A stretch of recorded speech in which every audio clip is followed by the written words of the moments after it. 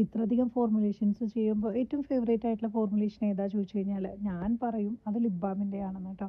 Lip balm നമുക്ക് പല രീതിയിൽ ഫോർമുലേറ്റ് ചെയ്യാൻ പറ്റും. നമ്മുടെ കയ്യിൽ അവൈലബിൾ ആയിട്ടുള്ള നാച്ചുറൽ ഹെർബ്സ് ഉപയോഗിച്ചുകൊണ്ട് പല പെർമ്യൂട്ടേഷൻസ് ആൻഡ് കോമ്പിനേഷൻസ് വെച്ചിട്ട് നമുക്ക് ഫോർമുലേറ്റ് ചെയ്തെടുക്കാൻ പറ്റുന്ന ഒന്നാണ് കേട്ടോ.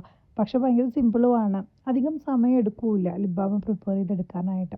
ലിപ് ബാമിൻ്റെ കാര്യത്തിൽ പറയുകയാണെങ്കിൽ നമ്മൾ സാധാരണ പ്രിപ്പയർ ചെയ്യാറുള്ള ഏറ്റവും ഫേമസ് ആയിട്ടുള്ള ഫോർമുലേഷൻസ് ആണ് shea butter lip balm, Manjistha lip balm, chocolate, അതുപോലെ തന്നെ വാനില, സ്ട്രോബെറി, പിന്നെ നമ്മുടെ എവർ ഹിറ്റായിട്ടുള്ള ബീട്രൂട്ട്.